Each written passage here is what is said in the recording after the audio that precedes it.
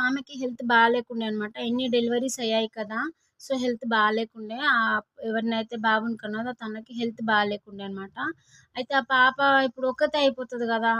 అంటే ఇప్పుడు వాళ్ళ మమ్మీకేమన్నా అయితే ఒక్కతే అయిపోతది గదా! అని అనుకున్నారు. అలా కొద్ది రోజులు అంటే డెలివరీ అయిపోయిన తర్వాత 15, 20 డేస్ అనుకుంటా ఆమె హాస్పిటల్‌లో ఉంది. ఉన్న తర్వాత హెల్త్ ఇష్యూతోని తను చనిపోయింది.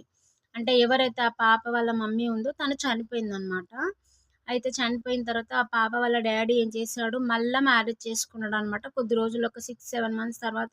ఎందుకంటే ఇప్పుడు పాపని చూసుకోవడానికి ఎవరు లేరు. ఆ బాబు ఎవరైతే పుట్టాడో ఆ బాబుని చూడడానికి కూడా ఎవరైనా కావాలని చెప్పి. కానీ యాక్చువల్‌గా చెప్పాలంటే ఆ బాబు 3 మంత్స్ కంటే ఎక్కువ బతకలేడు. వాళ్ళ మమ్మీ చనిపోయిన తర్వాత ఆ బాబు కూడా 3 మంత్స్‌కే చనిపోయాడనమాట.